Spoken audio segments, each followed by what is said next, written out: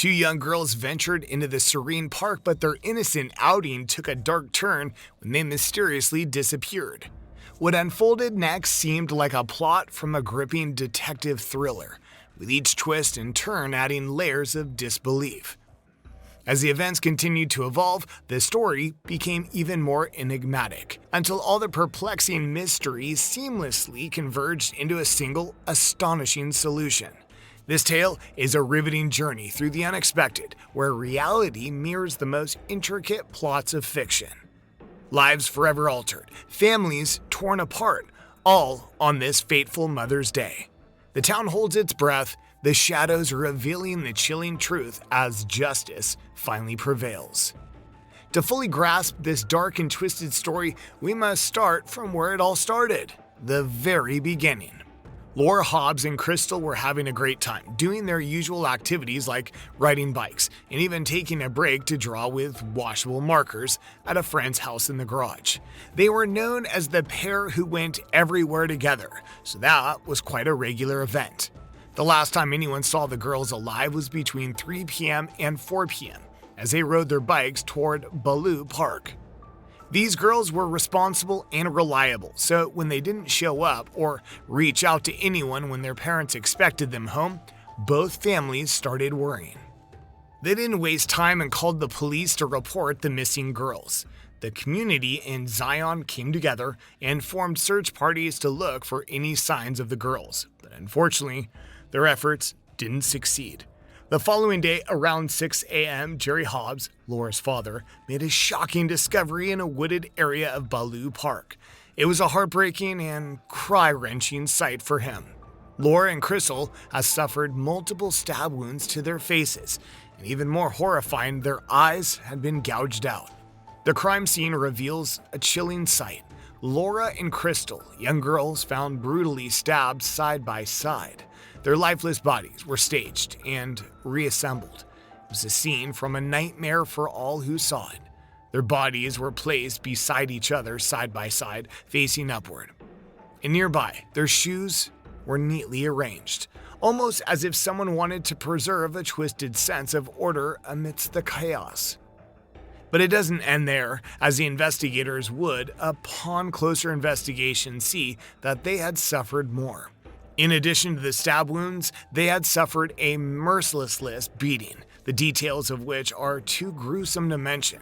It's as if the perpetrator wanted to ensure that their suffering was maximized, that their young lives were extinguished in the most horrific way imaginable. What makes it even more bone-chilling is the fact that this heinous crime took place on Mother's Day, a day meant to celebrate love, care, and family. Instead, it became a day that forever shattered the lives of two families, leaving a void that can never be filled. Zion, a city that was once meant to be a beacon of faith and hope, now grapples with pure evil lurking in its streets. The entire community was gripped with fear. Parents were scared so much as to let their kids out of their sight. Laura's father, Jerry Hobbs, quickly became the primary suspect in the case to discover what happened. His troubled past and recent relocation to Zion raised immediate red flags. He was an ex-convict with quite the rap sheet, and a previous incident in Texas showcased his propensity for violence, as he was arrested for pursuing a man with a chainsaw after he made advances toward Jerry's girlfriend. While it can be argued that Jerry's actions were in defense since the other man was holding a gun, his extensive record of violent offenses, including multiple instances of aggravated assault and causing bodily harm, painted a concerning picture. Given his history within the system, the authorities felt they had every reason to focus on him. Jerry Hobbs was put through the ringer during the marathon 24-hour interrogation, where he was interrogated almost non-stop for 24 hours. He was under the white light type of scrutiny you only see in the movies. The local police investigators already thought he did it, so all they wanted from him was a confession, and they got it all right. The pressure on him must have been intense because eventually he reached his breaking point, unable to take any more, and confessed to the murder of Laura and Crystal. It's astonishing how Jerry fits the criteria of a typical suspect in this case. First, He was the one who discovered the bodies, which immediately raised suspicion, especially from law enforcement, because how did he find the bodies when they had failed at it? But perhaps they failed to consider a father's love for his daughter. Although he didn't stumble upon them directly, he found the bicycle and searched the surrounding area until the grim discovery was made. Second, Jerry had a prior criminal record, which certainly didn't work in his favor. And perhaps the most damning factor was that he was a family member of one of the victims, having recently reunited with his family after a release from a short Texas prison stay on a parole violation. Unfortunately, in cases involving domestic violence, relatives often become immediate suspects. It's a complex and troubling situation, no doubt. It was heart-wrenching to think that it was just less than a month after Jerry had reunited with his family that tragedy struck when Laura, his daughter, and her best friend went missing. The police, as early stated, wasted no time in picking up Jerry as a prime suspect.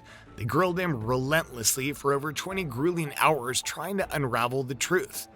Jerry's confession, though, was a tangled web of vagueness and incoherence. The police typed it up, and he had to put his signature on it. The details were chilling. According to the document, Jerry was seething with anger because Laura was supposed to be grounded. But instead, she was out riding her bike with Crystal. When Jerry stumbled upon them in the eerie depths of Ballou Park, rage consumed him. He allegedly unleashed a brutal punch, sending Laura crashing to the ground. And then, my friend, things took a sinister turn. 9-year-old Crystal, the epitome of bravery, had supposedly brandished a knife attempting to defend her dear friend Laura. But in a horrifying twist, Jerry supposedly seized the weapon from her tiny hands and, in a rage, stabbed her so many times. Laura, his daughter, endured a staggering 20 wounds, while Crystal suffered a devastating 11. They had been so brutalized, even the investigators were left weak in the knees. A videotape made by the police would show Jerry reading the confession and admitting that he wasn't being coerced in any way, but it seems like that was far from the truth. The detectives were sure they had all the evidence they needed against Jerry. Seemed like a slam dunk case. They detained him without bond and sat in prison for over 2 long years, waiting for his trial while the prosecution gathered more evidence against him. But a bombshell dropped when it seemed like the story was climaxing, and Jerry would indeed be convicted. Jerry's defense team uncovered something that could change everything. Male DNA, not matching Jerry's, was found at the crime scene. Can you believe it? It belonged to a single individual and included 3 different types of materials. Quite surprisingly, Jerry wasn't a match. This discovery threw a wrench in the prosecution's narrative, but they tried to brush it off as if bizarre coincidence. However, the pieces of the puzzle just didn't fit. The tension was building. It's like a suspenseful roller coaster ride, twists and turns at every corner. How the girls were stabbed suggests a disturbing ritualistic element rather than a fierce attack, as the investigation suggested. The wounds revealed a 3-step process, with the murderer hesitating and puncturing the skin gently twice before delivering a final forceful thrust. The media sensationalized Laura's stabbing in the eyes, a truly sadistic act that hints at a furious and animalistic assault without self-restraint. However, upon closer examination, it becomes clear that these wounds were methodically inflicted, not the result of a blind rage. And here's where it gets even more perplexing. The bodies were undressed, redressed, and reassembled. These ritualistic aspects don't align with Jerry's confession. Something was missing. A vital puzzle piece didn't fit, and they knew it. His defense team was on the clock now, trying to figure out what happened before it was too late. They believed he was innocent already. They needed an essential element for others to believe: proof. There was indeed several other factors that raised doubts about Jerry's confession. First, the murder weapon, the knife from Crystal, which Jerry had used to kill the girls, was never recovered. It's puzzling that such a crucial piece of evidence remains missing. Additionally, there were no witnesses who saw Jerry near the crime scene, especially considering that he should have been covered in blood if he committed the crime. And let's not forget the questionable claim in his confession about cleaning the blood off with alcohol. It's trite knowledge that blood is not soluble in alcohol, making his statement highly questionable. These inconsistencies made it crystal clear that there was more to uncover. It would have been a slap on Lady Justice's face to leave it be. When examining the initial pathology report, it appeared that there was no evidence of sexual assault. The absence of visible tearing or significant damage to the genitalia led the pathologist to draw a reasonable conclusion. However, it's crucial to note that evidentiary swabs were taken from the bodies as per protocol. These swabs were submitted to the local crime lab for analysis. Surprisingly, partial male DNA was discovered under the girl's fingernails. This finding should have raised a red flag, as it didn't match Jerry's DNA. However, due to Jerry's confession, the prosecution seemingly downplayed or dismissed the significance of this conflicting evidence. It's disheartening to witness how a confession can overshadow discrepancies in a case, potentially leading to missed opportunities for justice. As we delve further into this chilling actual crime event, it becomes increasingly evident that there may be more to uncover. The wrongful imprisonment and 5-year pretrial custody of Hobbs is like a real-life example of how the justice system can get stuck in its ways. Changing course is hard once a case starts down a particular path. It's like a train that's already moving full speed ahead, but then something incredible happened. The DNA evidence entered the picture. This was a game changer. It brought a whole new perspective to the case and forced everyone to take a step back and reevaluate. DNA evidence has this incredible power to challenge what you think, what we know, and open up new possibilities. It's critical in every investigation, and for Jerry, it turned out to be his saving grace. The Lake County Defense Team took matters into their own hands and sent the swabs to Siri Labs in California for further examination. And guess what? They made a shocking discovery. They found spermatozoa on the anal, vaginal, and oral swabs, which was completely unexpected. But here's the real twist. The DNA from the spermatozoa didn't match Jerry's DNA. Can you believe it? It gets even more intriguing because this new DNA matched the material on the girl's fingernails. Talk about a breakthrough in the case. This revelation must have left everyone stunned, including the defense team. I can't wait to see how this unfolds further. The defense team submitted all that mystery DNA evidence in 2008, but the state completely ignored it. Can you believe it? And get this, a year went by with no action from the state. So, the defense team decided to take matters into their own hands and filed a motion to reduce Jerry's bond.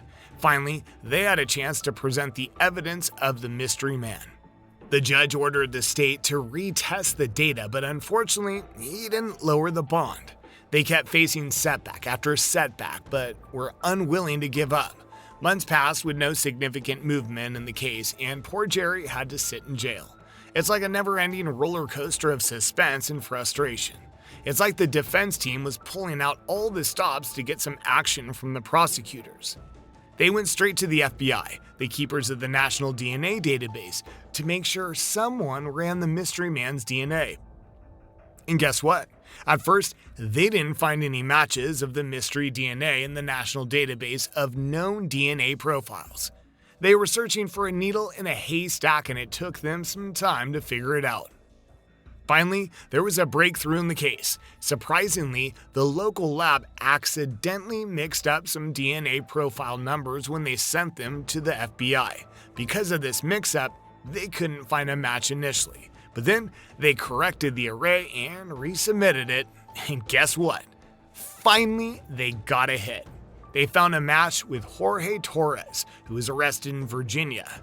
They had finally found the missing key piece of the puzzle. Let's take a chilling but worth it detour to Arlington, Virginia, where 20-year-old Navy Petty Officer Amanda Snell mysteriously vanished on the day she was supposed to report to the Pentagon. Her absence sent shockwaves through her workplace, as Amanda was known for her unwavering dedication. Concerned for her well-being, military personnel conducted a welfare check at her base residence. When their knocks went unanswered, they made a chilling discovery. The door, ominously unlocked, revealed a haunting scene. Hidden away in a small closet was Amanda's lifeless body, bearing the signs of a brutal attack. The realization stuck that she had been gone for 2 agonizing days. The investigators processed the scene and tried their best to collect as much evidence as they possibly could. But they could do very little as months would pass without anyone being tried for the cold-hearted murder of Amanda. After several months had passed without any leads, on February 27, 2010, nearly 5 years since the chilling Zion murders, another shocking incident unfolded. This time, it happened just 3 miles away from Amanda's base in Arlington. So it was in the dead of night, and 2 female graduate students were returning home after a fun night out. But as they approached their house, out of nowhere, a man appeared, wielding a gun and sending shivers down their spines. The girls were, scared shitless. Their fear was very much palpable, and it was though Jorge savored it. He forced them inside, binding their hands with electrical cords, and it was as though he was enjoying scaring them. He went a step further when he demanded one of the women to get into his vehicles after he caught them almost calling for help. One would think this would faze him, but on the contrary, it did anything but that. He got bolder. He swiftly drove to a secluded location, parking his truck out of sight. With a chilling determination, he moved to the back seat, subjecting the girl to unspeakable acts of assault. The harrowing ordeal continued as he forced her into multiple instances of oral sex before committing a heinous act of rape. To further his sinister intentions, he used the girl's scarf to silence her, choking her until she lost consciousness. In a cruel twist of fate, he callously discarded her lifeless body in another secluded area. Miraculously, a passerby stumbled upon the girl and immediately called for help, unaware she was still clinging for life. As the police discovered the 2 girls, they embarked on a relentless pursuit of justice, gathering every detail available to piece together the assailants' physical appearance and description of the vehicle used in the attack. So on February 27, 2009, the police finally caught Jorge at the military base. They searched his Durango and found some incriminating stuff like one of the girls' student IDs, an earring, packing tape, and even a stun gun. At first, they thought that was it, but when they checked his barracks, they made even more shocking discoveries.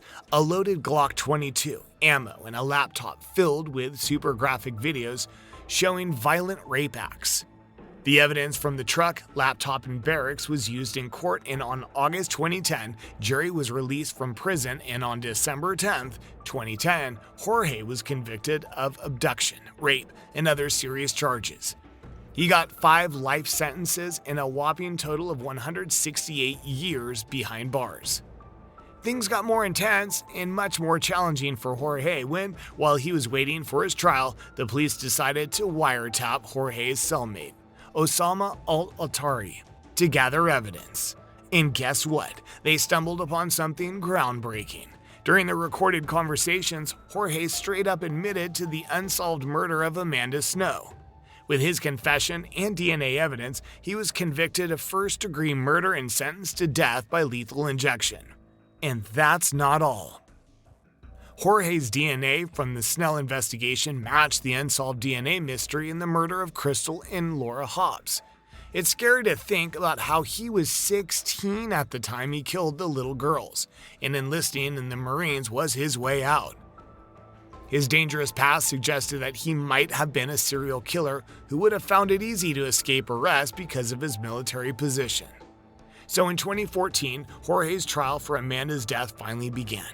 The recordings they played during the proceedings were so incriminating that it was no surprise when the federal jury unanimously found him guilty. Then in late May, a federal judge sentenced him to death. After the federal proceedings concluded in mid-November of 2014, Jorge was extradited to Lake County, Illinois to face trial for the murders of Laura and Crystal and Zion. Even though he had already been sentenced to death, the state's attorney for Lake County, Mike Nearham, saw the importance of trying Jorge for these murders. In 2018, a plea deal was finally reached, and Jorge pleaded guilty to 2 counts of first-degree murder.